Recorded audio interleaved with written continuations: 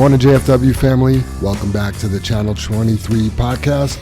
The purpose of this podcast is to reach out and touch the fleet, to engage and inform everyone with all things JFW. Good morning, men. Jim, Dave, Brother Dave. Morning, everybody. Morning, JFW. Welcome back, everyone. As you know, we're going to say the Pledge of Allegiance. Nice. Everybody can join us, too, out there in your Absolutely. trucks or in listening land. All right. Hit it. I pledge allegiance to the flag of the United States of America and to the republic for which it stands, one nation, under God, indivisible, with liberty and justice for all. And just as a reminder, anything you hear on this podcast is not the opinion of JFW's. It's just ours. You're right, Jeff. It's just ours. Just four guys, right? Just the four four guys in this room. Four regular guys. Four regular people. Just Four dudes. Just a couple dudes. Yep. Just four dudes. Yep. Yep. Uh, Yeah, just trying to make things better. Yep. Episode 38. We had 278 downloads. We're at 12,388 total downloads. And the cool thing is we picked up 8 followers this week. Wow, So, very cool. yeah, numbers are a little down, but to have 8 more people actually sign up and subscribe to our podcast, Yeah. I like that. Yeah, That is absolutely. very cool. Any new countries or foreign land this morning, Jim? No, just the same ones. Okay, Yeah. very cool. But do you know what they call babies with guns? The gun jokes. They're called gun puns. Gun puns, okay. Yeah. No, I don't know what they call babies with guns. Infantry. Infantry. Oh, that is a good one. That is a good one. I was thinking, well, how can babies be? How do you tie that one together? Infantry. That is a good one. It's time for the dad joke challenge. Jim, doubt. Jim, you look like you're chomping at the bit over there. You got a good one? Yeah, I was just thinking, since you were talking about other countries and stuff and other listeners, in America, we call it an elevator, right? Mm-hmm. In Europe, they call it a lift. I guess we were just raised differently. Ba-dum-ba. Boom. That is so funny.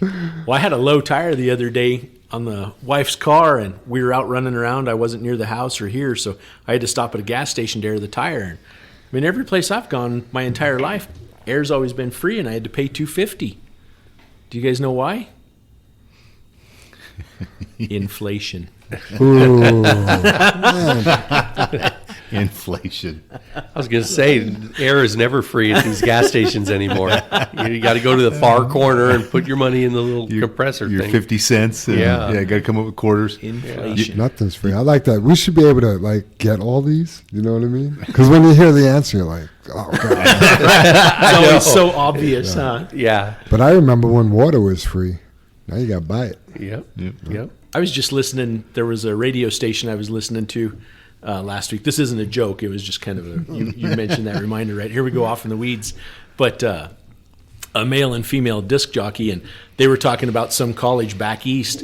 They're actually starting a course called Adulting 101 because so many people are graduating college and they have all these incredible degrees and they can't balance a checkbook or pay bills or anything. And she actually admitted she didn't go to college, but when she moved out at 18 right after she graduated high school and was living on her own.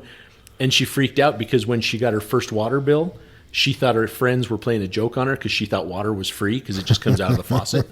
I kind of thought that was funny, man. Fell right in line with the adulting, right? You just, as a kid, it just comes out of the faucet. Isn't it free? Why do you pay for water? That's the That's same with funny. electricity. It's just in the wall, isn't it, Dave? Yeah, Right? you flip the Yeah. switch. Yeah.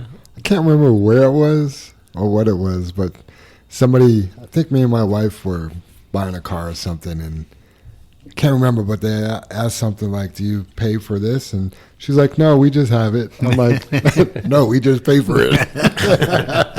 I better say this. I do need to throw out an apology to my wife, a public apology, because the other day, can we talk about the pig on the table? Yeah. Oh, yeah. Yeah, so the other day at our steering committee meeting, we were asked to produce our leadership challenge coins. All the leaders have these challenge coins. And if you didn't have one, you owed the pig, the JFW challenge coin pig, $5. And right away, I reached for my coins, and I didn't have mine. And I'm like, oh, my God, I have those every day. I carry that, and I carry a little rock that Bella gave to me. And I blame my wife. I'm like, Just instantly, what? Why don't I have my coin? It's my wife's fault. Don't we all do that? Just like well, my wife is super good at if I leave something out on my nightstand, it gets put away. One day, I think we were short company radios. It's because it was somewhere else in my house because it couldn't go on a nightstand, right?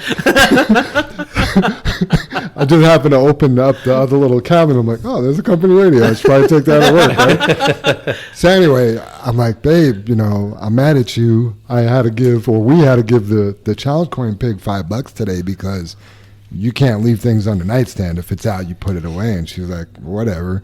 So I started looking for it, and it's not where I think she would put it. I'm like, babe, like, I don't know where it is. And she's like, well, did you leave it in your jeans? I'm like, no. She's like, did you put it in your backpack? I'm like, I wouldn't put it in my backpack. Like, that's stupid, but I'll look anyway. She's like, you want me to look for you? I'm like, no. So I stick my hand, like, right away deep into the front pocket of my backpack, and there's a coin in the rock. So That is awesome. So I'm sorry, babe. yeah.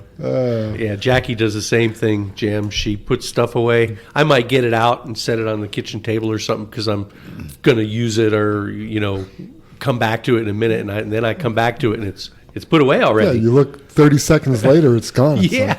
like magic. It's the magic table, right, Jim?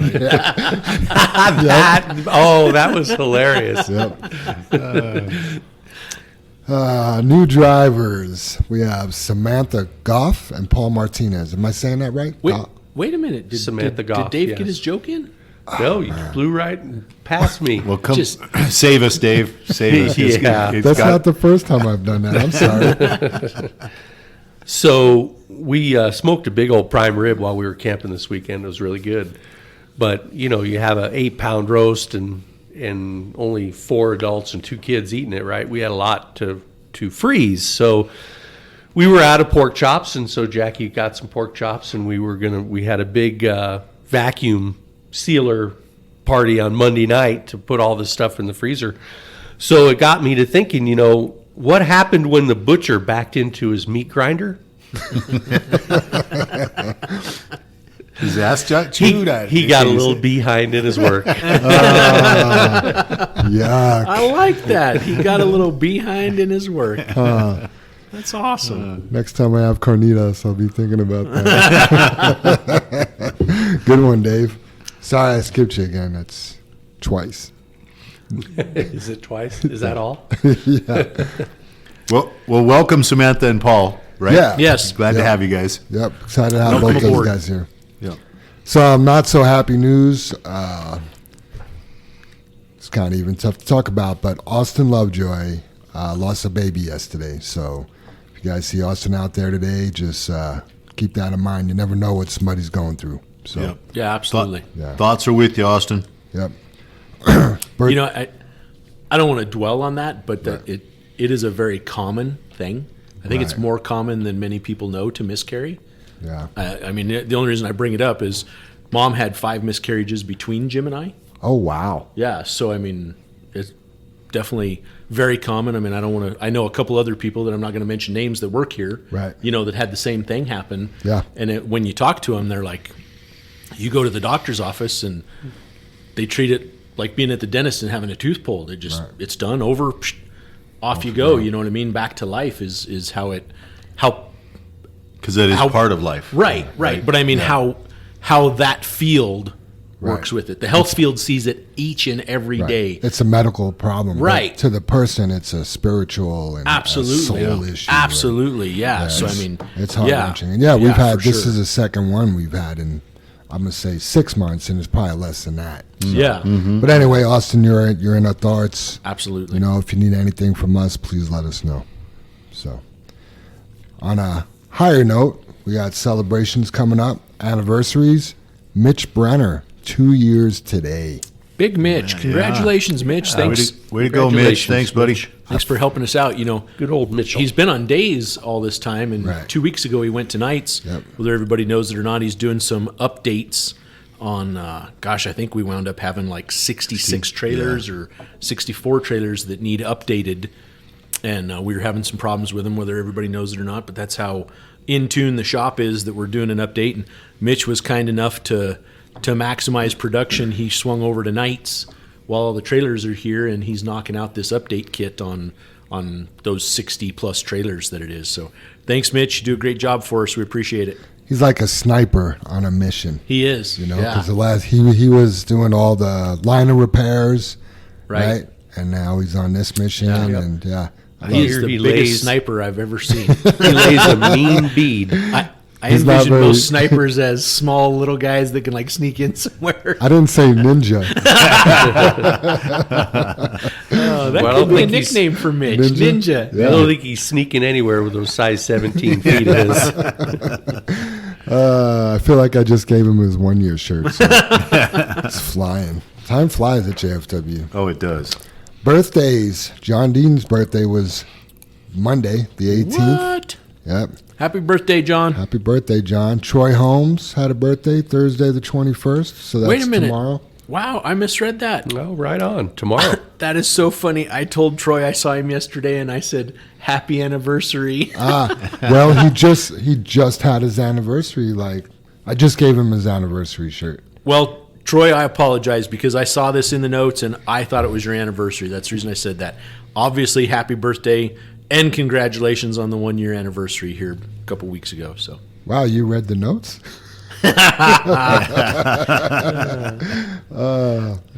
That's funny. David Gayton, his birthday is Saturday the 23rd. Well, Happy birthday, David. Yeah, happy birthday, John, Troy, and David. And then family's birthday celebrations. July 17th was Nina's birthday, and that is Fred Powell's significant other. And then on a happier note for Austin, 7/19 yesterday was actually Isaiah's birthday, his 5-year-old. happy birthday, family members. And then Johnny Beret's wife, she had a birthday today. She's having a birthday today. Yeah. Having a birthday. Happy birthday, Rhonda. Yep. Good stuff. Yeah, that is good stuff. So we're starting something new this week. It's called the Kids Corner.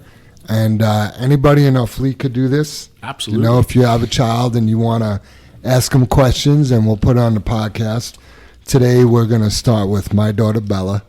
And I spent about 5 minutes with her yesterday just asking her some questions to get some kids' perspective. So we're going to take a break and go to the Kids Corner and come on back. Perfect. Hey, I just want to ask, and we all didn't talk about it. Is there an age limit on the kids' corner? I mean, can it be your preteen, 10-year-old, 18-year-old? I know we should 26-year-old.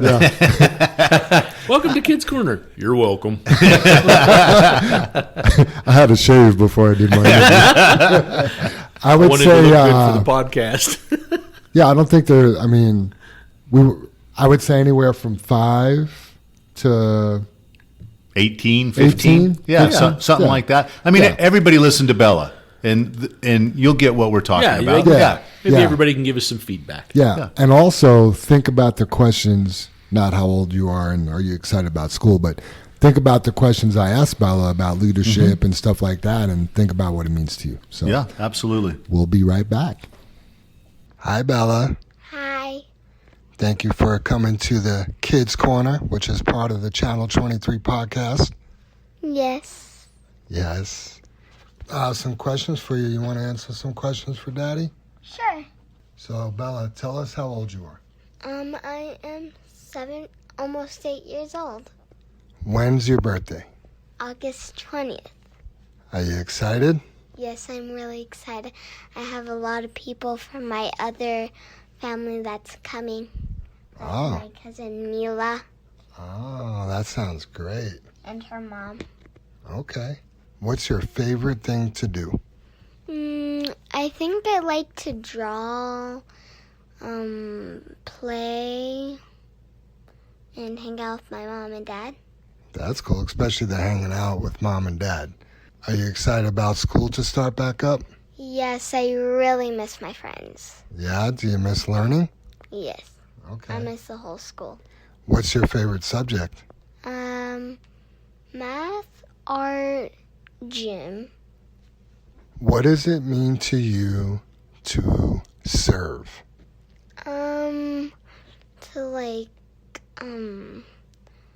To do whatever someone asks you to do something, and you do it for them. Yeah. What about if they don't even ask you? Can you still serve if somebody doesn't ask? Yes.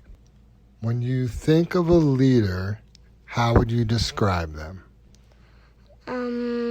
Not lying. Being there for them. Not a devil. Okay. Yeah, definitely not a devil. What does it mean to give your very best? To do this hard thing, like give your very best to possibility for someone who asks you, or if you want to do something nice for them. What does it look like to respect other people? I think it would be like listening to them, That's very respectful. Anything else? not lying to them, That's very important. Anything else? not being mean to them. Absolutely. Good answers, honey. And How would you describe honesty? definitely not lying. Not making them so mad that they can't trust you anymore. What do you want to be when you grow up and why? I would really want to be a basketball player or gymnastics or a ballet person or JFW person. Why would you want to be a JFW person? To be with my dad. Well, that's a really good reason. Any other reasons? To be with some of the closest friends that I've had. Like who? Like JR. It's kind of hard to remember all the names because I kind of know almost everybody. Spit a few out. JR, Jim, Brother Dave, Super Dave, Scoopy. Yeah. Very good. Those are some of the closest friends you've ever had? Yeah, Okay. I've known them for a long time. They're good people. But Jim, I think, would be more closer because his wife, we like to do a lot of things. Who's his wife? Holly. Yeah. And we love to do a lot of things together. All right, Bella. We got to go. But before we go, do you want to give anybody any shout-outs? The JFW company, my mom and dad's anniversary, anybody who has a birthday there. And I think that's it. All right, honey. Well, thanks for being a guest. You were my very favorite guest ever. Thanks. Say bye. Bye. And we're back. That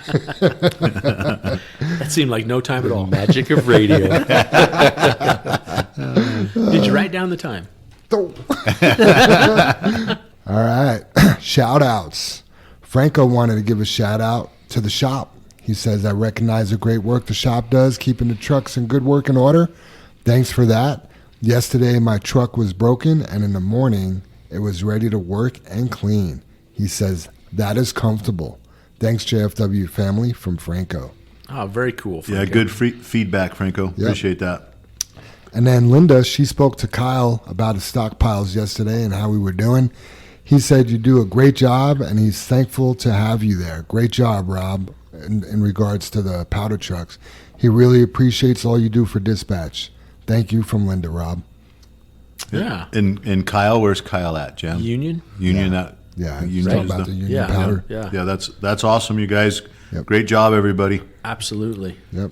And then I also got another shout out for the wash bay. It was from Mike Bortz. I think he has said it a couple of times, but he's just so happy to drive a clean truck, and I know all the guys enjoy driving a clean truck. So shout out to the wash bay. You guys do an amazing job, and it's great, especially this time of year in the heat, to have that paint and those wheels and that trailer just to shine in it. It looks nice. Right? Yep. Yep. They're going the extra mile, and I have to take my hat off to them because they actually searched out this chemical we're using. We're using some new soaps, and they've applied a ceramic coating to the painted surfaces, the cabs and tanks and whatnot.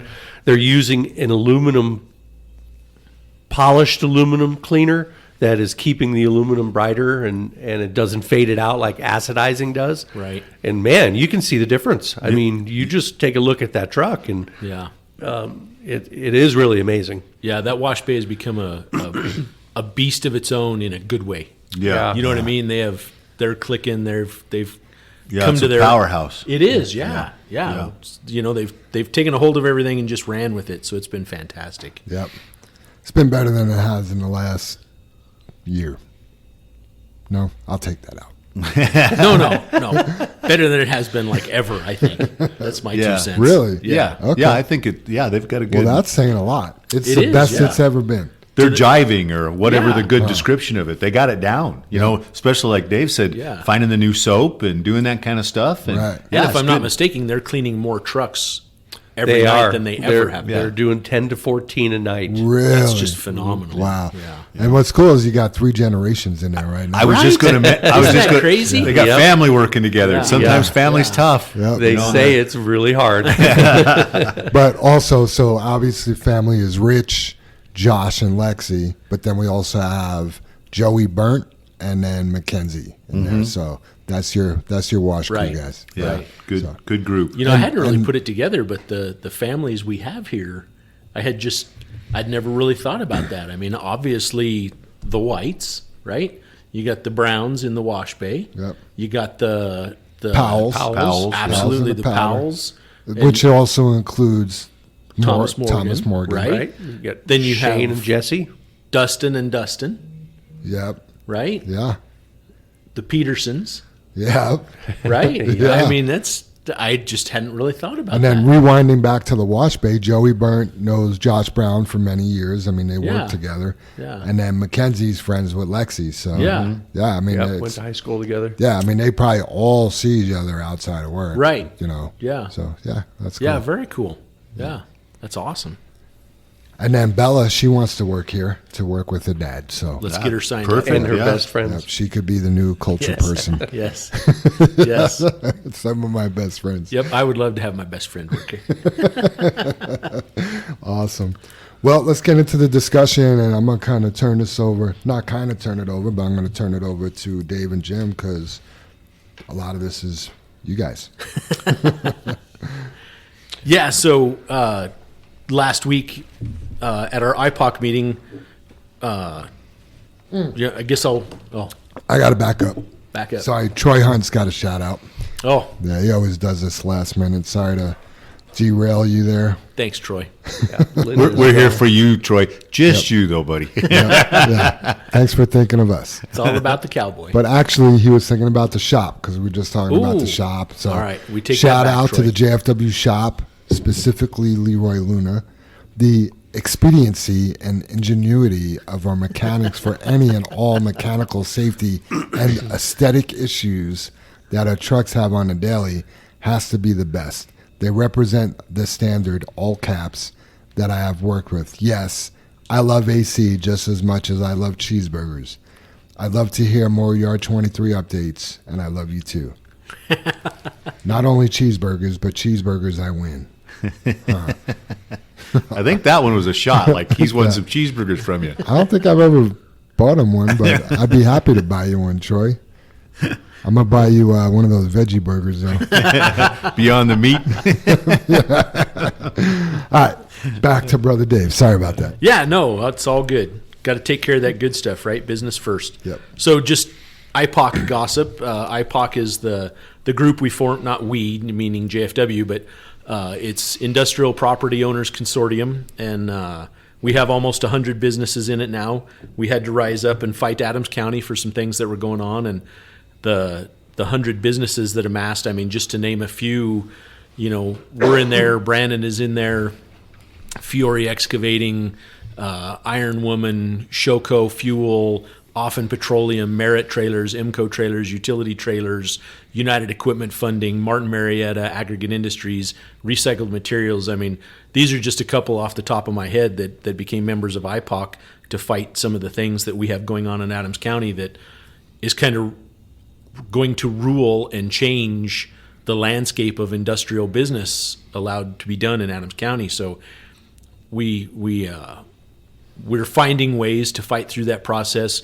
We were able to beat most of the things they were trying to do that would have been pushed through last November, and they've tabled a lot of the other discussions. But through this process, we've been interviewing and getting behind people and trying to make change in our landscape and getting people in office that are pro-business, that can help us and are for small business as we are. So anyway, this week we were privileged to have Heidi Ganahl as a guest at our IPOC meeting last week. And for those of you that don't know, Heidi Ganahl won the Republican slot, and she is going to run against our current governor, Jared Polis, who has been in there his full term. Well, not quite full term because we haven't voted yet. His full term would either renew or end, preferably the latter of the two there, January 1st. So anyway, Heidi was just an amazing guest. Whether everyone knows it, she's currently a CU regent. She is the only Republican CU regent, to the best of my knowledge, that has been on the staff, and only Republican, I believe. I don't know if she stated that in any position at CU. I'm not real sure. Yeah. But what Heidi brings to the table with her ambition and knowledge, just to give a little background on Heidi, she started Camp Bow Wow back in the either late 90s or early 2000s. I know she had Camp Bow Wow. It's a doggy daycare, but she had that business through I'll call it the downturn there in 7, 8, 9, 10, whatnot, whatever time frame you want to call that. And she started franchising it, built it up, went nationwide, was in multiple states. And she brought up one of the things that is empowering her, she's passionate about this position, is because when she started a franchise in New Jersey, she said it was basically one of the worst experiences she had ever had. And she said all these other states, they wanted our business. They wanted us there. And she showed up in New Jersey and they said, well, you need this. So she'd go do that. And she said 2 weeks later, somebody would show up at the office and say, well, you need this permit. And she'd be like, well, I didn't need that 2 weeks ago. Well, it's changed. You need this now. And, 2 weeks go by and you need this now. And, obviously it was probably a little longer time frame than that, but that was how she tells the story, right? And she said it was just a mess. And she said, what has government done for me? Nothing. It does nothing but impose more rules, more regulations, more burdens. What happened to free enterprise? And that's what she was born and raised in Colorado. Her dad was a police officer in Larkspur. I believe it was Larkspur. Oh wow! I just listened to it, Dave, Castle and Rock. I know he volunteered for the monument, something or another too, in another Right. capacity as a police officer, or So anyway- in law enforcement, and then her mom was a county clerk. Absolutely. So she comes from this background of, we believe in hard work and we believe in having fun and we believe in being proud of what we do. And she wants to bring that back to the state. She said, I grew up in the Wild West. I love the Wild West. And Colorado is no longer the Wild West. We're so challenged by all these things we're facing. And one of the biggest things that she earned my vote in, Polis has introduced over 500 bills that day one, if she's elected and takes office, she's going to strike day one 300 of the 500 bills that he's introduced, because she goes, they absolutely hurt Colorado. Yeah, None of them are good for Colorado. Yeah, just to clarify, Dave, not to interrupt you. So I know Dave said bills, you guys. He signed 500 executive orders. That means he walks in, he signs it, and that's it. It's law. It's not like he voted on it. Not like he asked about it. He didn't do any of that, you guys. And then the other fact Dave here's talking about is he created over 300 more boards and commissions. and he has hired over 4,000 employees in the government. He's increased Colorado's government by 25%. And just to ask you guys, when you go do anything government-wise, do you guys get helped quicker nowadays? Or No. No, it's right? worse. Right, but Colorado has 25% more employees, and 4,000 total. So sorry, Dave, I just wanted to, No, that's- because that was one of the questions I asked Heidi, and absolutely. she corrected me on that. Yeah. She wants to revamp the state with good common sense values. And I believe we share her core values. She shares ours, and she's pro-business because of the businesses she's had. She's married to a gentleman that has his own barbecue business here in Colorado. GQ barbecue. Yep. Right. Yeah. Right. Yeah. Award winning. Oh yeah. Yep. Yeah. So I guess, what she brings to the table, if she can get in there and help us with this, hopefully she can bring our state back. I've made the comment, I don't know how many times in the last year or two here, this is not the Colorado I grew up in. I'm going to be 53 years old, and the Colorado I grew up in looked nowhere like this. The homelessness, all the problems we have and the issues, and we need to be a little tougher on people.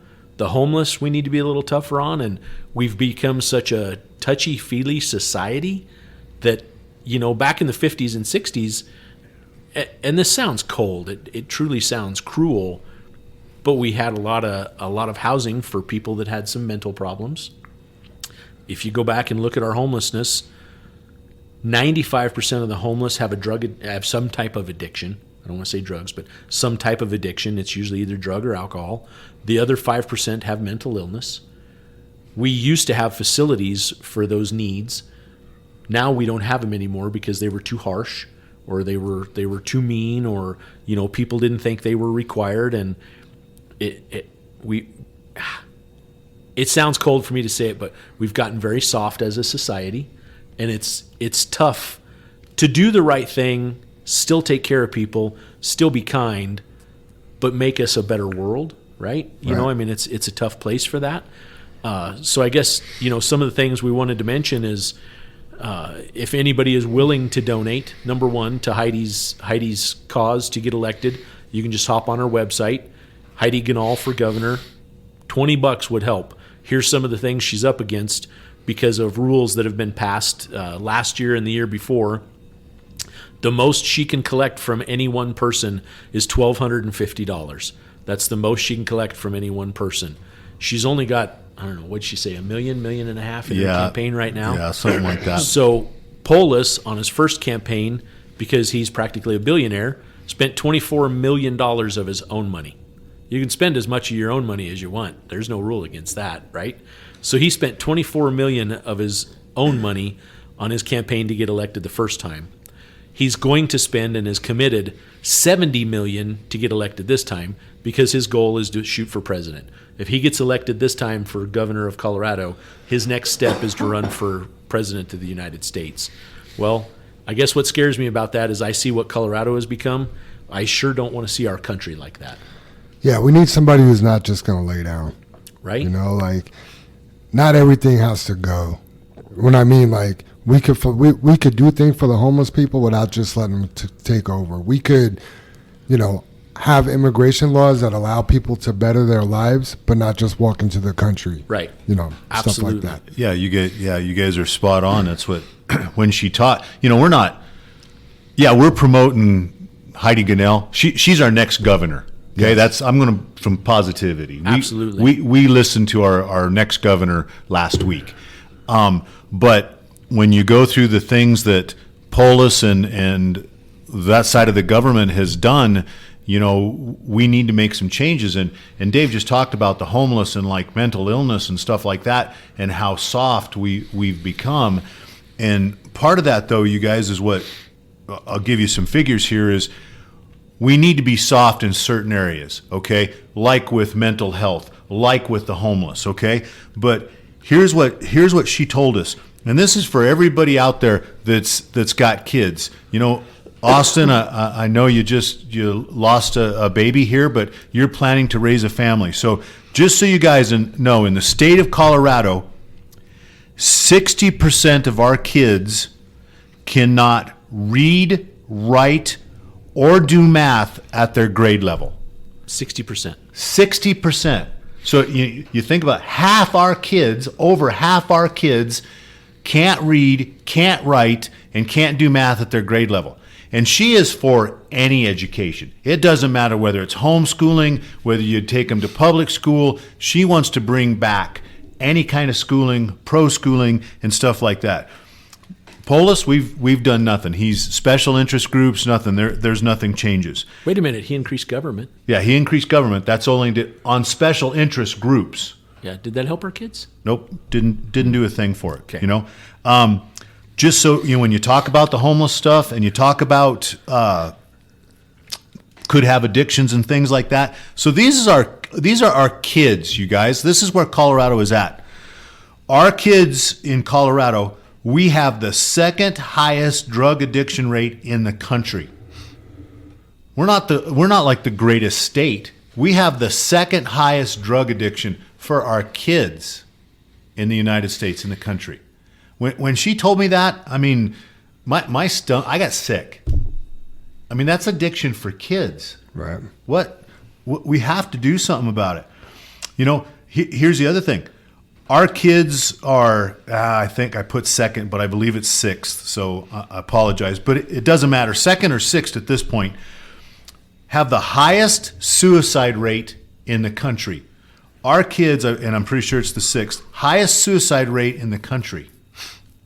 Out of all the states, you guys, we have one of the highest rates of our kids killing themselves.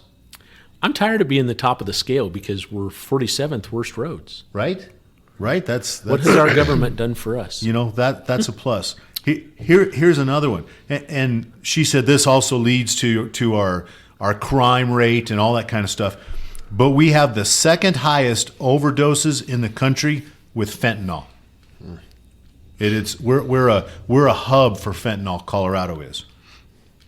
And she wants to step in and do something about it. And we need to get behind somebody that wants to dig in. She wants to lessen government.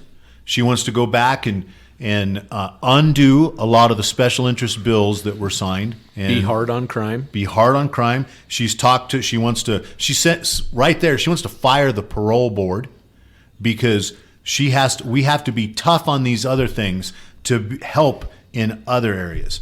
You know, one of the things she brought up, and I didn't look up how many states, maybe somebody can do it for an interesting fact. She wants to do away with state income tax. She wants to do away, at least with half or not all, gas tax. And a lot of people in the room, you know, a lot of the gas tax goes for our roads in Colorado. And we all kind of freaked out like, oh, if you're going to get rid of the gas tax, what do we do for money to repair our roads? And she stated that there is so much money being used for other things. There is plenty of money if it gets put back into our roads and our infrastructure and our bridges and things like that. Don't a lot of those taxes get siphoned off before the end result anyway, though? Dave, I've heard that. Exactly. Our dad, Jim Sr., has fought for the road tax to actually be used for the roads as long as Jim and I can remember. Yeah, it's been it always Right, gets swiped right. and put in a general Yep. fund and used for other things. Exactly. But all that money is collected for the roads and never used. Yeah, that's BS, isn't it? Yeah, absolutely. Yeah, and you know, we talk about a lot of stuff, and you guys are like, "Oh, why are you on this subject?" And you know, you hear us talk around here that we want to be better, and we want to do it together. The only way we're going to make Colorado better and our home better together is together, and we have to do that. We have to make a stand, and your vote will count. And you guys all see. I mean, like Dave asked it earlier. What one thing has government done well for you? I mean, when you ask that question, that was her question. What has government done for you? And most of us can't think of anything. It's not like it's. I can think of one thing. What's that, Dave? And I'm not a Trumpster by any means, right? But I do lean towards Republican ideals. But for years during Obama's administration, I was paying taxes every year. And when Trump came into office, I've been getting refunds every year. And I don't know, he did change a lot of the infrastructure as far as creating a one giant deduction rather than having to claim all the individual deductions and things like this. But he restructured those tax laws to where I am getting a refund every year, and I like that. Yep. Not anymore, Dave. Yeah. Yeah. And so also one other thing I want to spit out here that's a big deal for all of us is there's actually a bill out there. It's called 179B, and every governor before Polis has signed it, and the bill is in front of him, and he's about to sign it. It's going to make our air quality go from serious to severe. So we will be just like California. If he does that, that means we have to buy, and I believe it's federally mandated is the reason we have to buy it, right? Right.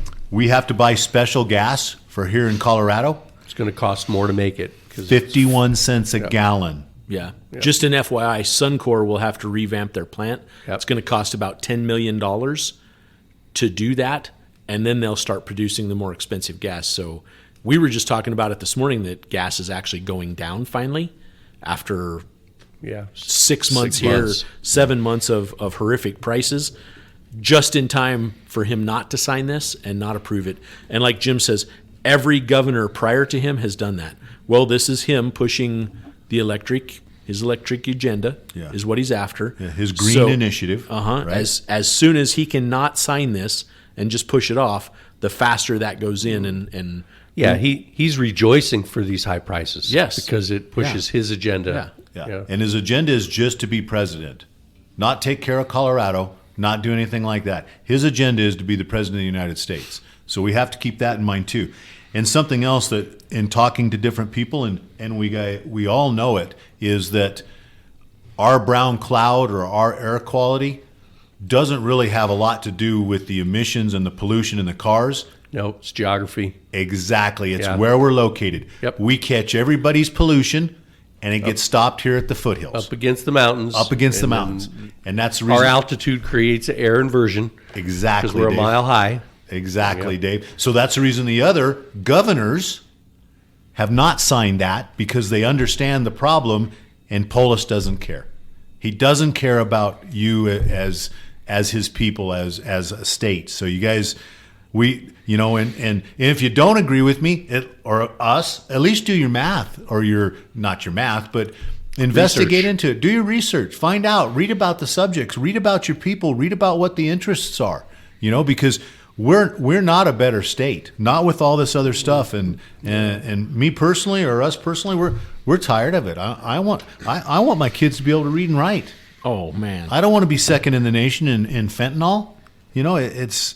And this isn't Denver. This is statewide. This is a state issue. Yeah. I mean, just for example, you guys. So Heidi asked him, because Heidi comes from rural Colorado, basically. Absolutely, a native. She's a native of Colorado. Yeah, native of Colorado. So she's going to all of rural Colorado and doing the old school thing put on her running shoes, and she's visiting different counties and stuff. She asked Polis if he would do a debate in any rural area in Colorado. Anywhere, any rural area in Colorado. This is his state. And he refused. He'll still do debate. Thank you. Debate, right? But only in Denver. Only in Denver. Only in Denver. Because his people are here. His Democrat his voters. I think he's worried people will throw tomatoes at him. He goes out to rural Colorado. There's a lot of gun-toting Republicans in rural Colorado. Right. Some of the Dems here, though, they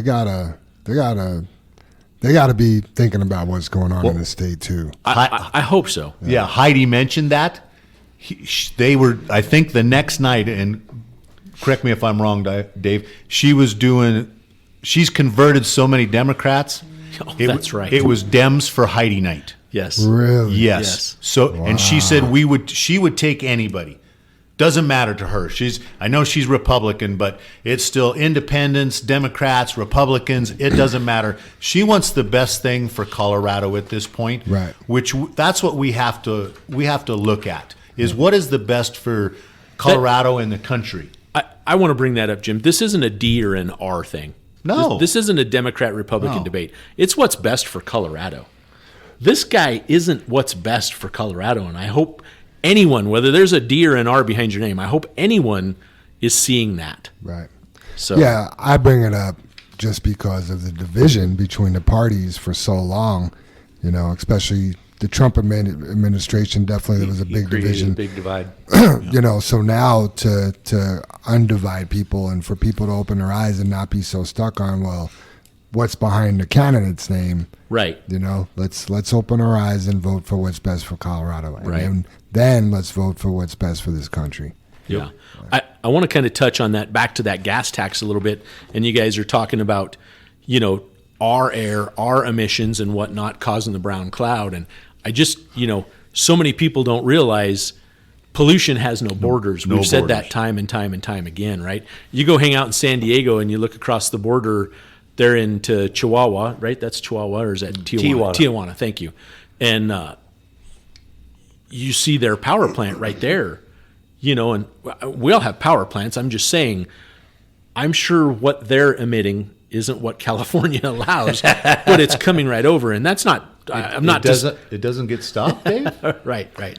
And I'm not to say that's because it's Mexico. I'm Trump's just saying. wall stopped. Oh yeah, Trump's wall stops pollution too, right? Sorry, Yeah. because that's important. I didn't realize that. I didn't was think about funny. that globally of what pollution just doesn't stay in your spot. Right, and here's a wow factor is what I'm trying to bring up, Jim. I wanted to start with that, because if there's a wildfire in California and the wind's blowing this way, Oh, buddy. it comes right over our mountains and sits there, You right? bet. We have I have to terrible think air back because of that. 1980 May. I just looked it up. May of, let me grab the date here. Oh my gosh, I lost it. May 18th, 1980, Mount St. Helens erupted. For those of you that were alive back then, we had ash on our cars here in Colorado. Don't tell me, and I'm just using the word pollution, ash was from a volcano erupting, right? We had ash here in Colorado from Mount St. Helens in Washington. I mean, holy cow, how far away is that? Is that 1,000 miles? Right? And we have ash landing on our vehicles. We can have pollution from anywhere. The world is spinning, air is moving, all of that. So, yeah, I mean, you have to realize because of our geographic location, the build of the mountains and how they are, anything that comes over sits there. It's a pocket. It's just a big pocket for things to sit in. So Yeah, anyway, so Polis, do the right thing. Yeah. don't sign that. It's Yeah. not really our air. yeah. And in 1980, Actually, sign it. He needs to sign it. Well, no. If I think if he signs it, I wanted to clarify that. I think if he signs it, it takes it to severe. And, Oh. and maybe I have that backwards. But either way, it's a bill that nobody Oh, else yes. Yeah, signed. yeah. That deal. But I was going to mention to you, Dave, I think in 1980 I was a sophomore in high school. I bet the percentage who could read, write, and do math was a lot higher than 60%. I bet it was too, Jim. Could almost guarantee it. We need to get back to that. Yeah, absolutely. So yeah, I mean, we all talked a little bit about the podcast and what we try to do on the podcast and stuff. And again, I got to bring up about being better and wanting a better state to live in. And we're just trying to, you guys got a little bit of time to listen to us and stuff like that. And for us to give you some information that doesn't get out to you, because the media will not tell you this stuff. And that was one of her big points, is the media is not going to tell you this stuff because it's not fancy, it's not news, and it's not sensational.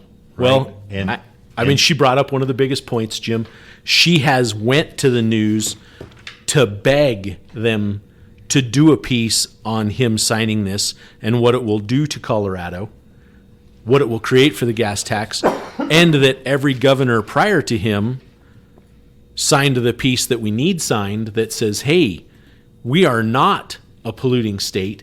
This is due to our geographic location, right? Every governor prior to this guy has done that.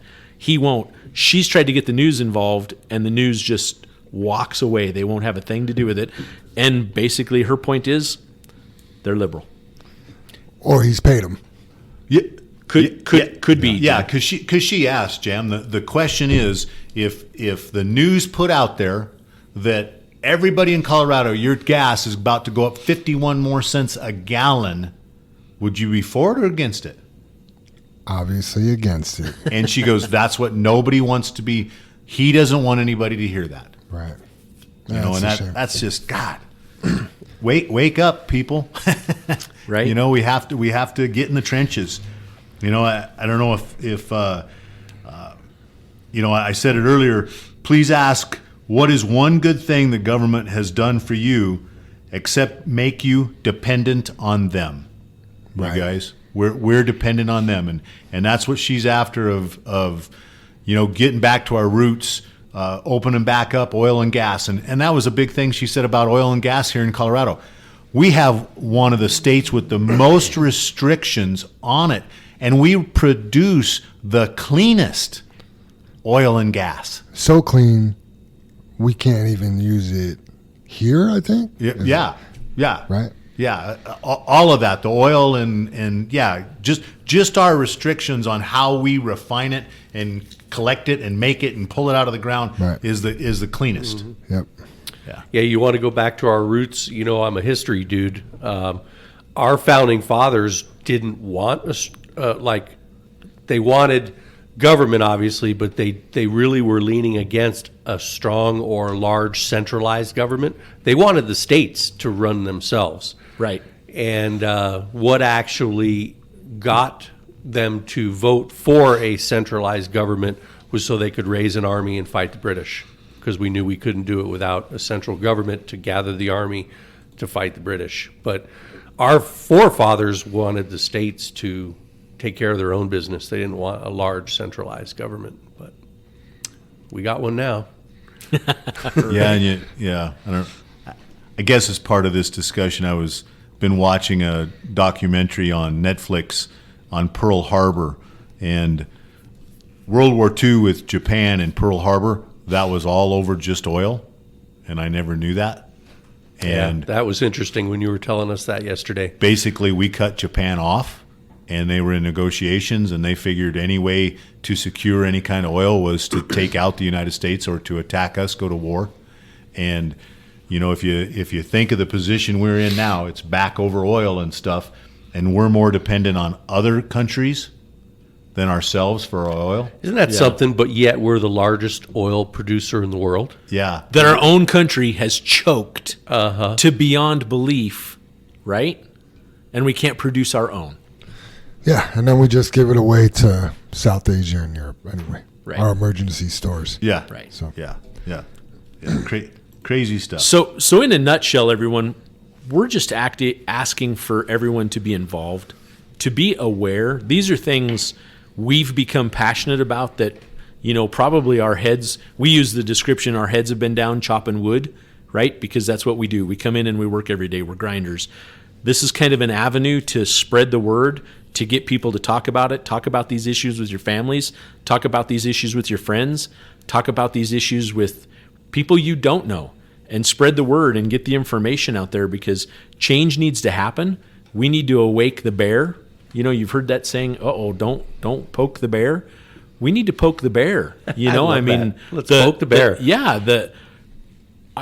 I grew up thinking the United States was the greatest country in the world. And man, I'm struggling with that now. I am struggling. I want to believe that. I want to say that, but my body and my mind sure doesn't feel that way. And I guess these are the changes we need to see. We need to, we need to get back to those basics. We need to get back to taking care of our kids. Yep. We need to get back to being self-sufficient. We need to get back to supporting our needs and our families and our issues. And when I say that, I mean our countries, not JFW's, our countries. Yeah, I don't think the younger generations even understand what it meant to us growing up. We live in the greatest country in the world. Right. You know, I think that generations now, they don't even know what that means. Right. Yeah. I totally agree, Jam. So this is just to get the information out there. Yep. You know, people talk about it. Like I say, talk to your friends, talk to your family, talk to your neighbors. Just talk to people about it. Talk to somebody on the CB about it. Whether you believe in it or not, look it up. Look up the information. Our goal isn't to sit here and spew incorrect information. These are facts that we've accumulated and came up with and discovered and whatnot. So yeah, everybody take this information and run with it. These are your chances to make change.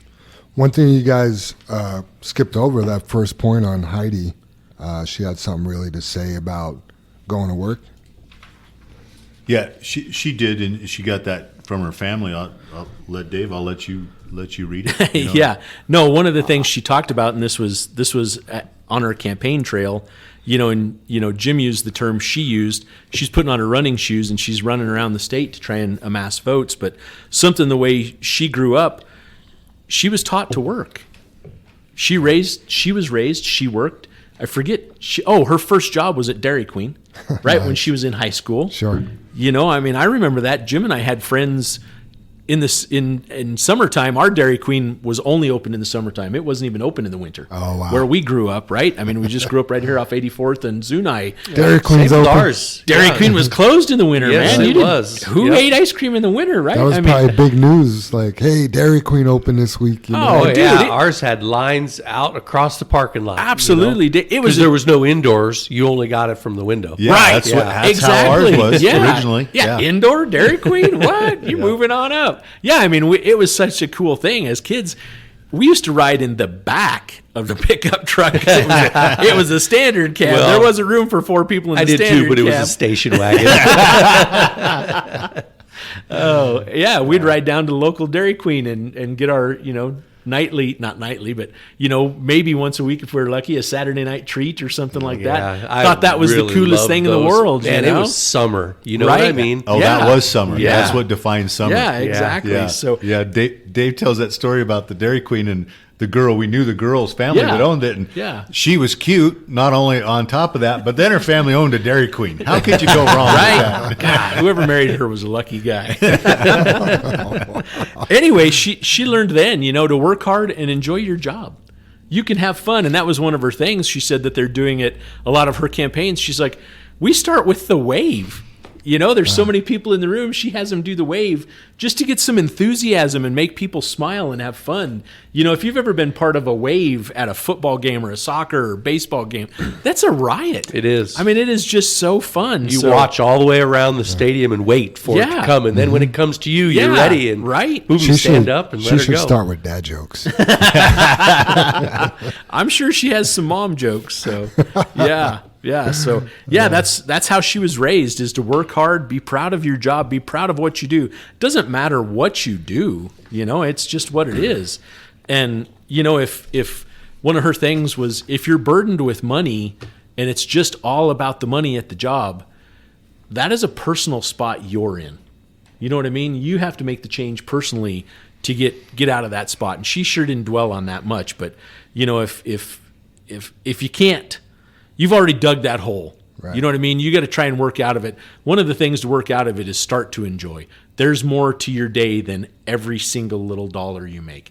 If that's your whole concern, you're in a wrong place. You know what I mean? You're in a wrong position in your life, and hopefully you can work through that. Hopefully you can make some changes, get out of that place in your life. So those are errors that have happened, and you got to kind of work through. I don't think anything can change that other than getting through that spot. So Yeah, that one line, Dave, was learn to appreciate a hard day's work and be proud, not upset. right. Yep. Right. There's so much. I love that. Right? I loved all the facts, but when you sent that to me, I was like, this is great. That's like a final thought. Like, Right. so powerful. Yeah. So simple, Yeah. but powerful. I mean, because you, like a lot of stuff we talk about, if you're just not upset about that hard day's work, how pleasant does it make your day? Oh my Right. gosh, Yeah.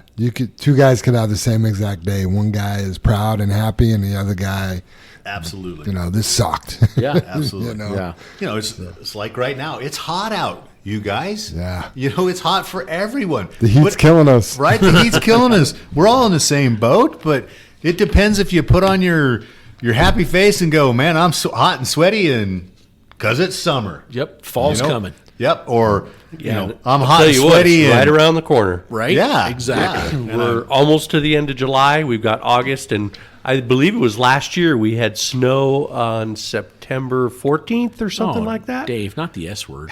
Yeah, well, hey, I'm just telling you. He just said September. Enjoy it while right. you can. Right. Yeah. Enjoy these warm summer days. Enjoy the warm summer nights. Yeah. Yeah, I really like what she said. No matter what your job is, give it your all. Yeah. Do it 100% of your capability. Yeah. Yeah. If you're giving 100%, I bet you would enjoy your job a lot more than if you gave 50%. Oh Yeah. my gosh. Yeah. Because you're proud. Yeah, You you go home with a sense of accomplishment. Yes. Yeah. Yeah. That's what human beings are built for. Right. Right? I mean, you want to be Feels proud like of it. Yeah, you want to be proud of something. You want to know you gave it your all that day and you had a good day, right? I mean, Dad taught us he didn't care what we did. He said, if you guys want to go shovel manure all day long, just be the best manure shoveler there is. He didn't say manure. He has another word for it, but trying to be PC here. So, yeah. Yeah, but through all of our careers here, when we see people, we do notice the people that work so hard to get out of work Right. God, yeah. that it's exhausting. Yeah. We're like, oh my God, if you could just turn that coin and work that hard at working, Right. Yeah. instead of trying to get out, with the stories we hear, the fibs we hear, and this excuse and that excuse. You and- guys heard the expression, work smarter, not harder? yeah. Have you ever heard, if you were smarter, you would work harder? I like Right? that. Right? No, I haven't heard that, Jim. That's one of those things that's the raw truth. Right. And it's hard to accept. Yep. Jim, I'm not kicking you out, but I know you have a tea time today, and I don't want you to miss it. So do you have some final thoughts before you go? Yeah, the tea time, I hope Dad invited me to play with his group. He had one of the guys, I think there's 8 of them that play, but just to throw that out there, they're all above 80 years old. It's going to be a shit show. And it's So you may stand a chance. that's it. That's the reason I'm going. I might beat some old man. That's what I'm just trying to spit out here. Because the golf course, they usually play at the Broadlands, and the golf staff there are like, you guys really shouldn't be playing. You're all in your 80s. Wow. Don't like pass out or Yeah, it's going to be 100 degrees today. Hydrate, would you? They have, instead of the beer cart following them, it's the medical. right. We don't want you expiring on our courses. Kind of the warning. So Gatorade Yeah, so IVs and defib machine. Yeah, exactly. But man, at 80 plus, I think Dad's like the second oldest or something, and he's 84, Dave? Right? 83, I think. 83. But the oldest, I believe, is 89, 88, and just they're as competitive and passionate, and all of them are businessmen, spent their lives just working their ass off. They all have a legacy when we talk about it. CPAs, car dealership owners, things like that. Proud men and women. Their wives are fantastic too. Awesome. Good people. So I am excited to go. So Nice. yeah. Can't wait to hear the stories tomorrow. Oh yeah, it's going to be. There's always something good. Last time I played with the group, I didn't see the one gentleman walk off and look for his ball, and I went ahead and hit, and I said 4, but he's hard hearing and can't see or hear, so I almost hit him with the ball. So anyway, yeah, there'll be some. But he's hard of seeing, too, so he didn't even see. No, So it was all good. And you know how that ball, Dave, you've played enough that makes a noise, you hear it or yeah, that stuff. sure. He didn't hear any of that. So you're right, Dave. He didn't know the ball was close. I was like, phew, glad I didn't hit him. Well, do you have some final thoughts? I do. So there's final thoughts. I just ran across it, you guys. There's 15 things here. I just want to read a couple of them here. Think before you speak. Words can carry a lot of weight. We all know that. We talk about that. How true. The second one, embrace change. Man, it is hard to change, you guys. We talked to one of the guys yesterday, and he said he's set in his ways, and he can change. He can do better. So it helps us grow. The other thing here too, be grateful. And Dave, you read a lot about that, about being grateful. A lot of your high road Hollands. It's Yep. In gratitude journals, people become more optimistic when they have gratitude, which is amazing. And then I'll just do 4 here. Do the right thing. As an adult, you should definitely know the difference between right and wrong. And Absolutely. there's I was thinking of Bella when I read this one, is when you ask her the questions on the Kids Corner Jam, about to be 8 years old, right? Yeah. She realized the difference between right and wrong, the yeah. questions, and how to serve and how to do stuff. And I hope you guys enjoy her little piece because it's really cute. But as adults, we should realize the same thing.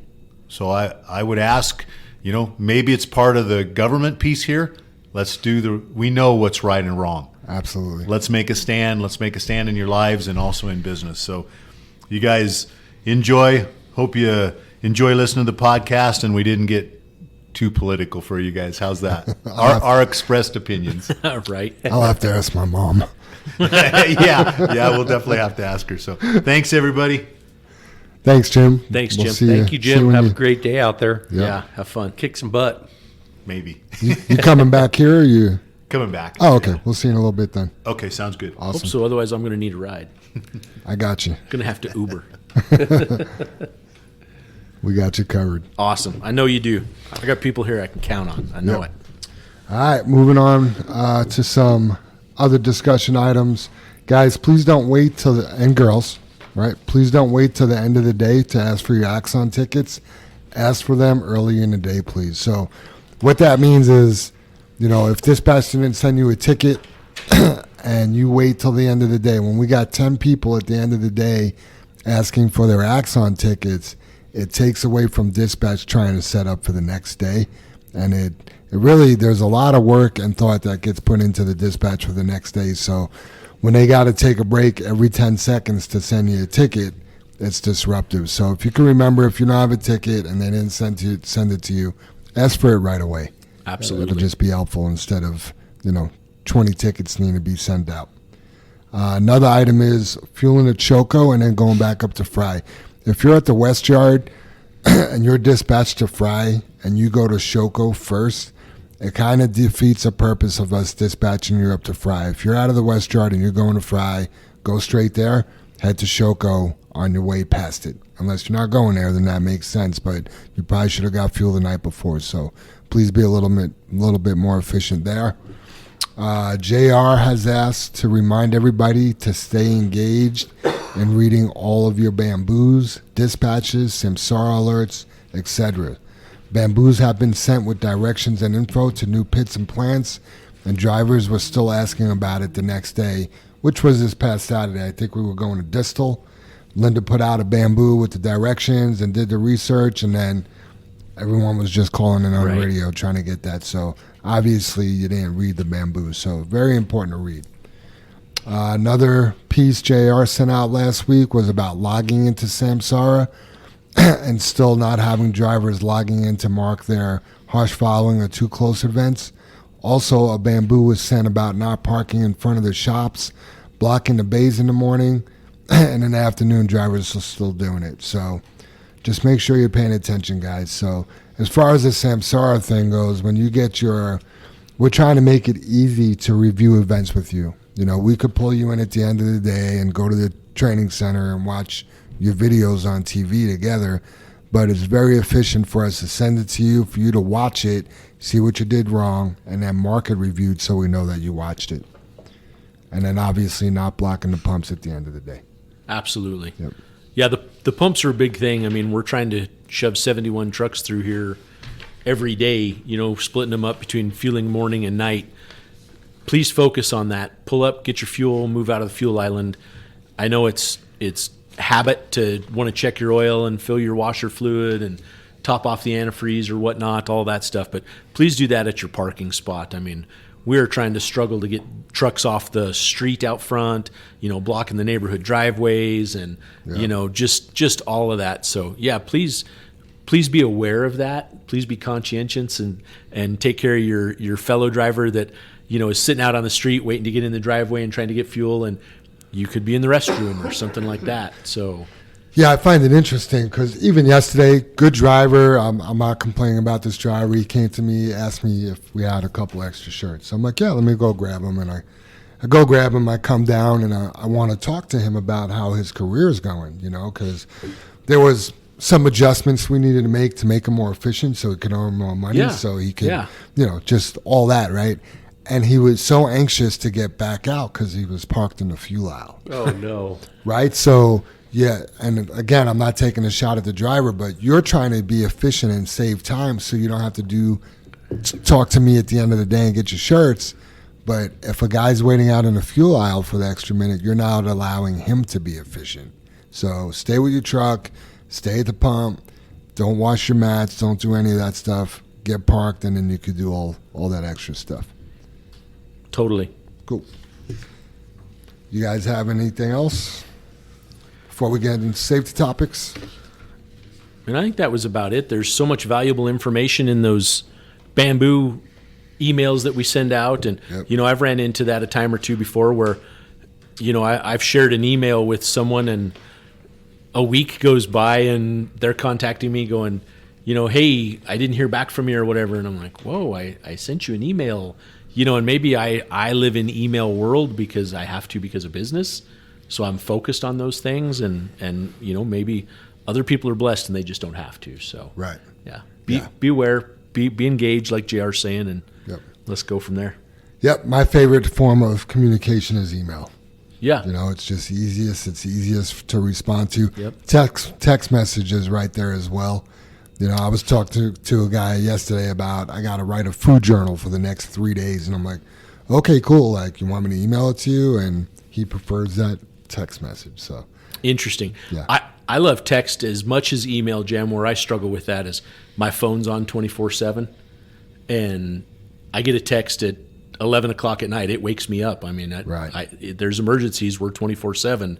If we have a problem here at the shop or the office or out on the road delivering Coors or something like that, I mean, my phone's on. I don't have the luxury of just walking away from it and silencing it and being like, well, I'm not going to let the phone wake me up. No, Jim and I don't have that luxury. So right. I struggle with that. I had a text I was going to send this morning, and I'm like, well, holy cow, it's 5:30. I wonder if that guy's up. If he works here, you should be. Right? That's funny. Safety topics of the week. We're going back to the eye lead time. I feel like it might have been last week we talked about it, but we've seen some videos this week where if you're slamming on your brakes going down the highway to avoid an accident, you did not have a good eye lead time. If you had a good eye lead time, you would have seen that traffic stopping ahead of you.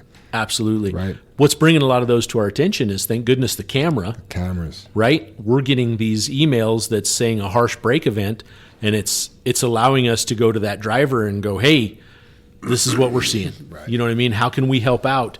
And our goal is to prevent an accident, right? I mean, I hope we're coming to you with information that you find valuable rather than defensive, Right. because the goal is to eliminate you from having an accident. Yep. Right? Yep. Accident's going to cost you money. It's going to put you down. You're going to be on the side of the road for a few hours trying to figure it out with the cops and the accident investigation. Yep. Hopefully there's no injuries, et cetera, et cetera. Court fees, ticket Court fees, time off. Ah, man, Yeah. it's just a mess. You know, It is plus, never ending. plus the property damage, then that Right. affects JFW, our insurance rates, Absolutely. the whole 9 yards. So you should have a minimum of a 15-second eye lead time. That means if you pick a spot in the road, it should take you 15 seconds to get there. That's how far you should be looking ahead. Just like your following distance, a minimum 4 seconds. You count it the same way, but for 15 seconds, okay? The easiest way not to have a good eye lead time is to not have good following distance, because if you're too close to the car ahead of you, you're so focused on watching that car and their taillights that you're not looking ahead. Okay? Yeah, it's almost kind of a conundrum too, isn't it, Jam? What I'm getting at is, we've all pushed, right? Mm-hmm. Over our careers, we've all been on that guy's bumper, and you are focused on that car and the cars in front of him, and you are 110% laser focused. Right.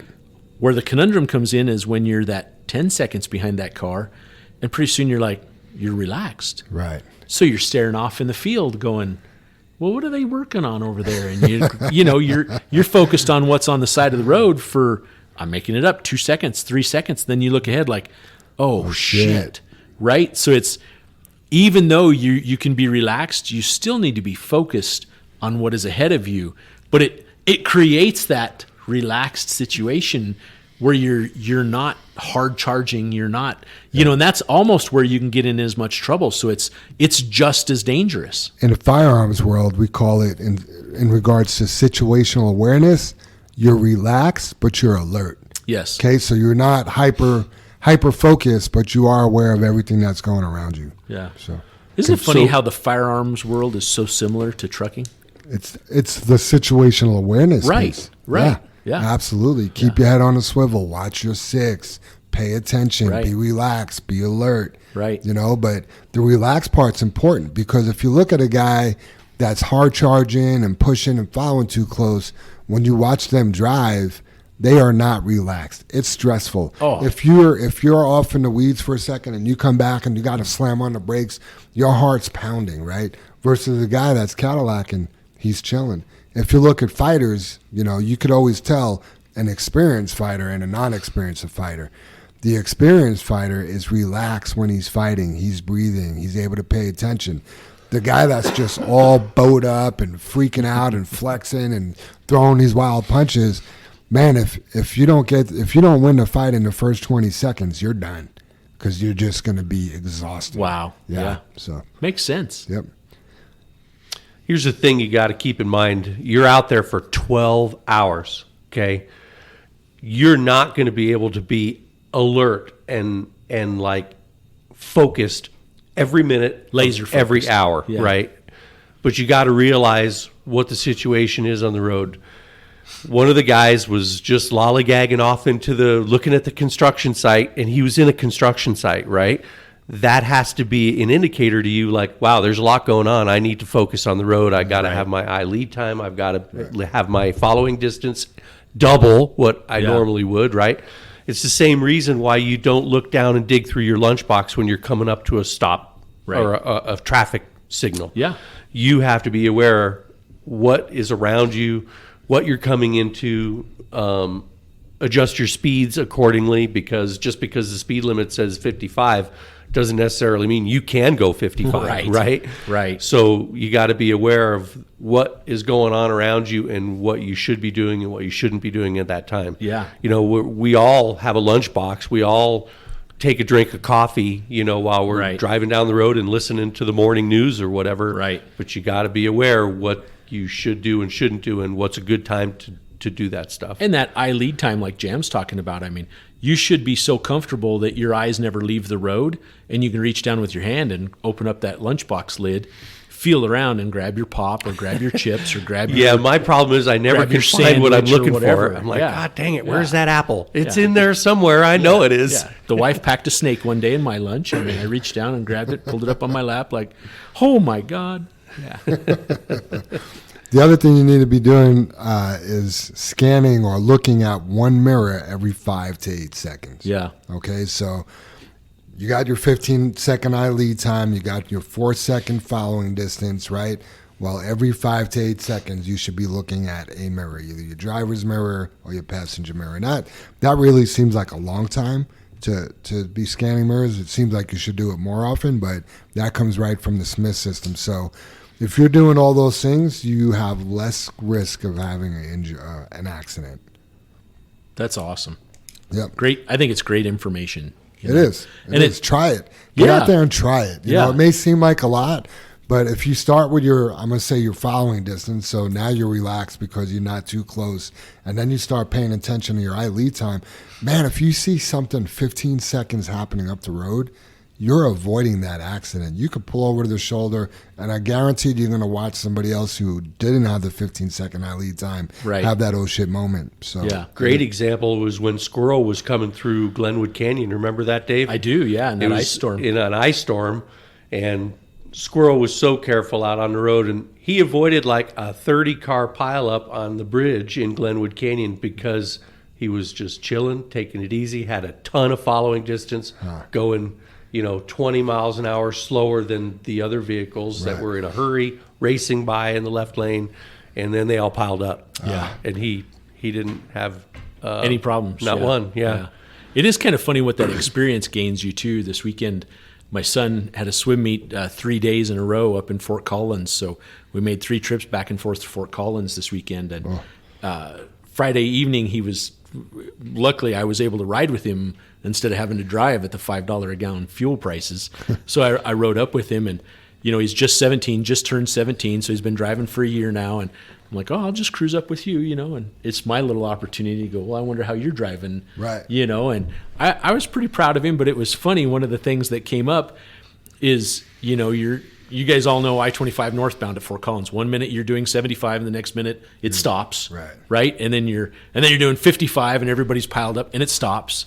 And that's almost just normal traffic anymore, but it just seems more severe. It's bad up north there. Yeah, it really it's is. like everybody tries to do 85, yeah, right? And knock on wood, my son has been pretty good, and he's not speeding, and we're sitting there, and I just feel as though I see the things 1 second or 2 seconds before he does, and that's probably a long time. But I'll see vehicles stopping way ahead, and he's looking, but we're not slowing down yet. My foot's kind of pressing on the floorboard a little bit, and then he slows down. And there's been a few times where we've been going through a parking lot, and I'm like, watch it, and this car's starting to back out, and he sees it, but he doesn't have the reflex yet to know. He hasn't processed, I need to stop, and I'm like, hey, stop, and he's like, he's just made the comment to me, you're telling me to do something like 1 second before I'm going to do it. Right. And I just said, well, I think that's just experience. I'm just seeing it. I'm maybe scanning more or checking for those things, and that's just an experience, right? Yeah, you're able to predict things as well that True. you can't predict. Yes. I mean, you're seeing it happen, but you already know it's gonna happen. Yeah, and absolutely. that just comes from experience. Yeah. Somebody was just telling us yesterday or the day before that their kid's been riding with them for years, and they've been pointing out, hey, look at how this guy's driving. Hey, look at how this guy's driving, or this person's driving, or whatnot. And I just didn't join in because I'm like, I've done that with Sam. Look at how this guy's driving, and you point those things out, and I think that's great experience for them to see and understand. So yeah, No doubt. yeah, for sure. So I lead time. Look way ahead. Yep. Keep your eyes on the road. Scan those mirrors. Be vigilant. Yep. Be aware of what's going on around you in the traffic. Yeah. Absolutely. Yeah. I have one more safety topic for the week for all the Coors trucks that deliver out to Wildcat, which I believe that's our most frequent dairy. I could be wrong. I know it's the largest dairy we deliver to. The same company owns Wildcat that owns Deer Valley. Yep. So, couldn't think of it there for a second. I would tell you but definitely between the two, we deliver the most loads to those locations. Is that the furthest one away? No, the furthest one is the name of the town. I can't think of the I'm not town sure. out there. Anyway, so they're pouring a pad, and they've put up a building. And Jesse Bieza sent some photos this morning Saw that. to it, and so I kind of want to give a shout out to Jesse, but also so anyone going out there, please take a look at that. The building, I mean, we're almost set up for failure because we don't fit in the building. Right. So the pretty good odds we're going to back up to it and raise our trailer and hit the building with our looks like top rails. one of the sheds we dump salt in. And I thought, what are they doing? Yeah, I mean, the photo's not the greatest. I don't even think that building is. It doesn't even look 12 feet tall, actually. And it looks like they're pushing the grain inside of it. It looks like a whole new structure.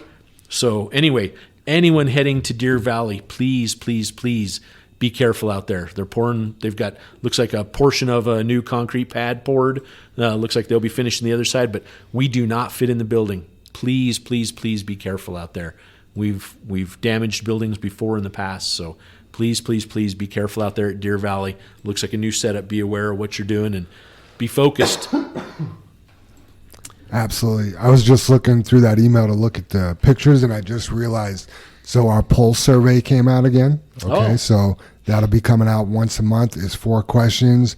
You could just answer strongly, disagree, somewhat agree, strongly agree, or you could actually add some content or words to that. So Very cool. If you could do us a favor and fill that out, we'd like to see if we're improving, we're not improving, we're staying the same, stuff like that. So, Soup, and what's that going to come out in? Bamboo. Nice. So I have to check my bamboo? Or your email. There you go. Right, if your Yeah, it bamboo comes is across as an email. Yeah. Right. And you could just click on the link and put it this way. I just did mine as we're talking. Oh, very nice. Yeah, Very so nice. it's, Glad to see you're hyper focused. Yeah. I Wait kind a of want minute. They caution that multitasking thing because you don't pay attention to anything 100% Right. when you're multitasking. Women are sure good at it. Yeah. I suck at it. I women, can't do it. Women are great. They're awesome at it. Hey, I wanted to mention one more thing too. We've been having some problems with company radios, and for a long, long time now, we hear people say, "Wiggle your mic cord, wiggle your mic cord, do whatever." How about write that up and let's replace that mic cord, because just Right. wiggling it isn't going to fix it. gonna And be- one of the things I want to pass out there, we've updated our equipment so much over the years, but we're still running the same company radios from 15 years ago. And the cords wear out, the connections get bad, the microphones break. You shouldn't need to wiggle your mic cord, right? I mean, great. If that gets you through the day, please do it. You shouldn't need to do it every day, every time you key up, every time you speak. There are ways to pull those out and clean them and put them back in. Yeah, I caution everyone I've in doing found that is the remedy many, many times. And they'll come to me and say, hey, my radio's not working. And they're basically phone plugins. They're Right. the little plastic clip that you'll pull it out, and there's 6 or 8 little copper, I don't know what you'd call them, lines that have to line up with the copper lines in the radio, right? Yeah, But they get dirty, and then they don't have good contact. Right. And I just caution everyone if they do that on their own, Dave, because they break the clips. Well, there are these tiny little fins in between every little connection piece.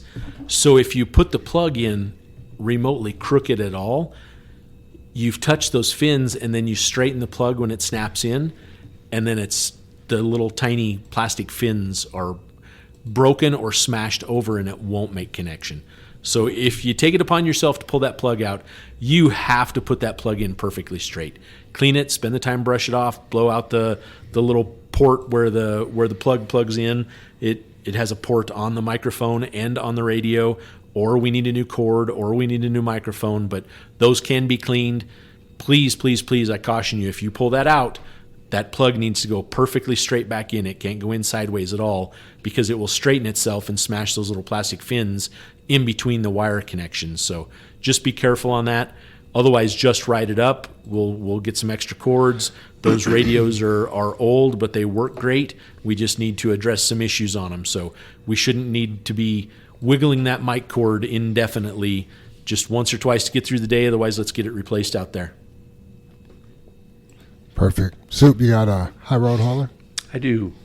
So, I think this is something that people always appreciate. A lot of times older people get overlooked. They become invisible because they feel they're not productive. Or the society actually deems them not productive or burden because they're not, working and contributing and things. And there's actually a word for it. It's called ageism. And so I think it's something special when you sit down and you talk to an elder and they tell you stories from the past that have all kinds of valuable information and ideas that you don't really see every day in life because you're not looking at it from that perspective. But that, my friends, is called wisdom. And there are some things you can buy, some other things that you can learn, and there are some things that you earn from living every day of your life. These experiences don't just happen overnight. You can't count them or sometimes even remember them. But over the years, they add up. 20, 40, 60, or even 80 years of life accumulate to build a wealth of knowledge and experience called wisdom. Wisdom isn't the knowledge that a younger person possesses. It isn't an IQ score or a degree in science or business. Wisdom is the knowledge of what is true or right. It generally comes from making the wrong decisions or choices mixed with some right ones over the course of a lifetime. Only someone who has lived a lifetime can accumulate wisdom and become wise, hence the term a wise old man. Here are some thoughts to put into a journal that were put into a journal by a 90-year-old person that can only be called wisdom. 1. The right journey is the ultimate destination. The most prolific and beneficial experience in life is not in actually achieving something you want, but in seeking it. It's the journey towards an endless horizon that matters, goals and dreams that move forward with you as you chase them. And 2, the willingness to do hard things opens great windows of opportunity. One of the most important abilities you can develop in life is the willingness to accept and grow through times of difficulty and discomfort. Because the best things are often hard to come by, at least initially. And if you shy away from difficulty and discomfort, you will miss out on them entirely. Mastering a new skill is hard. Building a business is hard. Writing a book is hard. A marriage is hard. Parenting is hard. Staying healthy is hard. But all are amazing and worth every bit of the effort you can muster. Realize this now. If you get good at doing hard things, you can do almost anything you put your mind to. 3, small incremental changes always change everything in the long run. The saying, one step at a time, is very true, even though we can get caught up expecting instant gratification. 4, no one wins a game of chess or the game of life by only moving forward. Sometimes you have to move backwards to put yourself in a position to win. Maybe you were meant to hang a left back when you should have took a right, and that's perfectly fine. Life gradually teaches us that U-turns are allowed. So turn around when you must. There's a big difference between giving up and starting over in the right place. 5, our character is often most evident at our highs and lows. Be humble at the mountaintops, be strong in the valleys, and be faithful in between. And on particularly hard days when you feel that you can't endure, remind yourself that your track record for getting through hard days is 100% so far. And the quote this week is by a very unusual source, but Jimi Hendrix once said, "Knowledge speaks, but wisdom listens." Wow. And there you have it. How love true that. is that, Dave? He chopped a mountain down with the edge of his hand once. Did you know that? No, I didn't. I have to play that song. No, for you wouldn't expect such wise words coming from Jimi Hendrix, right? Yeah, I would. Yeah, he was a genius in his own way. He was a genius. Musical Yes, he genius. taught himself how to play the guitar like Yeah, that. that's crazy. Never took a lesson. Love Jimmy. Final thoughts, guys?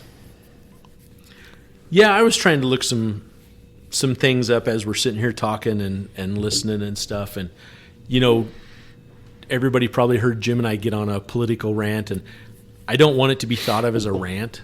You know, I want it to be thought of as educating yourself, as thinking about where we're at as a country. You know, I just sat here and looked up the definition of a patriot, and it's a person who vigorously supports our country and prepared to defend it against enemies and detractors.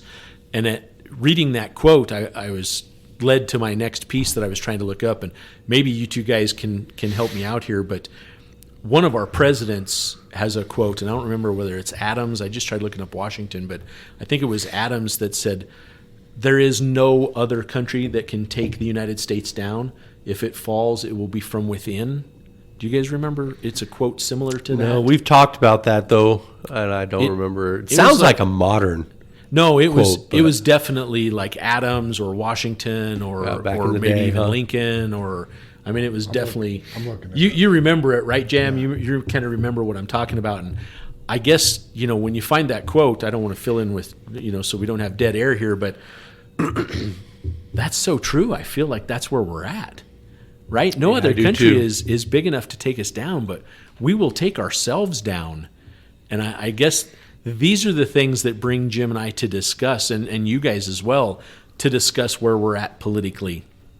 And I guess I just hope everyone has their eyes open and aware of what's going on and what we need in this world. So, Dave, if Jam's looking that up, you got some final thoughts?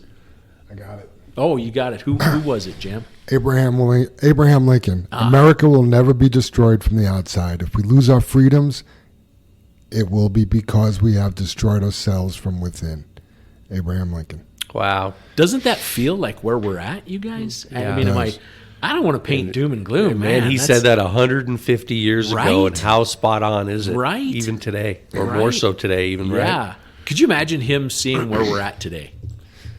I think about that stuff all the time. Right, what your grandparents would think how and- freaked out they'd be, Yeah. you know. How cool would it be to have a guy like Abe Lincoln come in and save the country, though? Oh, right. You know, we need modern Abe we need Lincoln a to George step up Washington. and- We need Abe Lincoln. Yeah. We need a powerful person who's good for everybody. to That brings come us together, not Yes. divides us, in. Yeah, right? They'll be opposers no matter what. Well, of I mean, course, look at yeah. what they did to Yeah. Lincoln. You know what I mean? Yeah. Absolutely. Yeah. Yeah, how great it would be to have a savior like that. Yes. Yeah. That's needed today. You know? Sure is. Someone who believes in all of our needs Yeah. and what's best for the country. Yeah. Unfortunately, there's so many other desires that fuel society nowadays. Nobody's interested in that job. Well, people have agendas. Yeah, exactly. Right? Everyone has an agenda. Yep. It seems like there's a And they need $100 million to do it. You know? yeah. And when they have it that's a problem themselves, too, isn't it? Right. it makes it easier, right? Right. Yeah. Yeah. Yeah. Soup? Well, yeah. I don't know. I kind of want to stay away from the political stuff, but Too late. I had Thank a thought. I had a thought driving into work this morning because it kicked me back to, and I don't know if anybody's aware of the new law that was recently passed in California, which requires pretty much it's the Uber law, because Uber was hiring so many people just to drive their cars, and contractors paying them, 1099. And California says, listen, if you're going to run a business, you have to provide insurance and health care or whatever it is that you have to have, which is putting a lot of small businesses and independent truckers out of business. Because a dude that's an independent trucker is just, he bought a truck and he's going into business, right? He doesn't have health insurance, at least at that moment, right? But I saw a beautiful Amazon truck. So he was on 270 and I was coming into work, and he had an Amazon trailer, and the truck was just shined up, looking beautiful. And it was this emerald green color that just, I don't know why, it just highlighted in the lights of the highway, right? But I thought, that truck, if he was in California, he's out of business. Right. And he is the dude, and I know because I started a small business, and I was more interested in the challenge, interested in the accomplishment, interested of doing something for myself. And this law is going to take away people's rights and freedoms to start a business and to work towards something that's valuable to them. Right. And that pisses me off. Is that the America we grew up in, Dave? Right. Unbelievable. Yeah, absolutely unbelievable. That was one of the things, and I didn't clarify it, that Heidi brought up, when she was in New Jersey, is she had a local official walk in and say, well, we've looked at things and we don't think it's right that you have one person to every 20 dogs. We think it should be one person to every 12 dogs. And she's like, have you looked at our facility? Well, no, that's just what we believe. Well, has there been a problem? No, that's just what we believe. So they don't even know the business model, weren't even aware of what's going on. She's like, we have a live website, the webcams, so all the owners can watch their dogs. Have you looked at those? Has there been a problem? Is there? No, you're going to need a permit for this.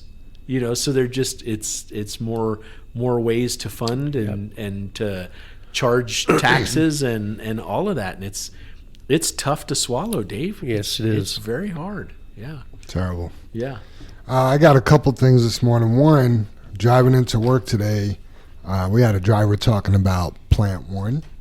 Remember Plant One? And it was brought up like Plant One would test your backing skills. Well, because buddy, that sand bin was rough. the sand bin was rough, right? And then if you had squeegee or pea gravel, you had to do something different. And the comment was made like, can you imagine if we had that today? Right. With all the new drivers, what a mess. I disagree with that.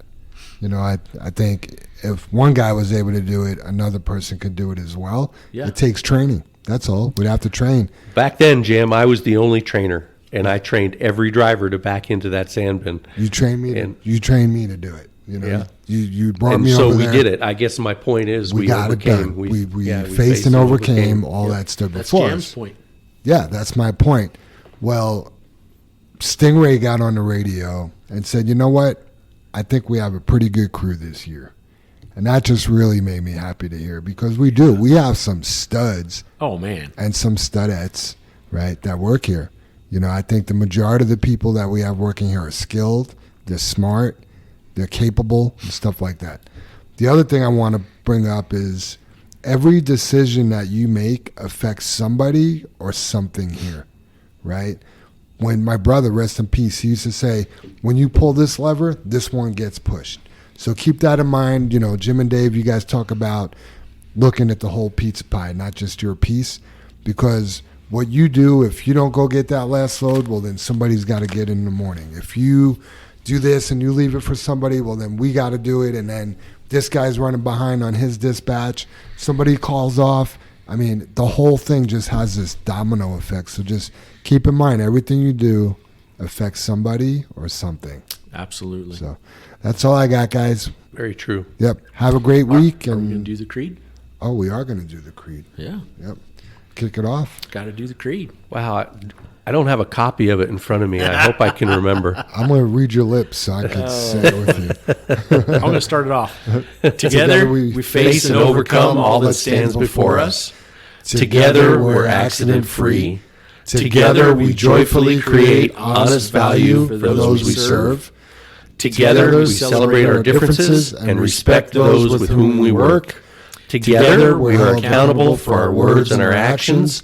And together we are the JFW family. Yep. Nice. Awesome. All right, guys. Talk to you next week. Thanks Have a for great listening. day out there, Yep. Have a everybody. great day, JFW family.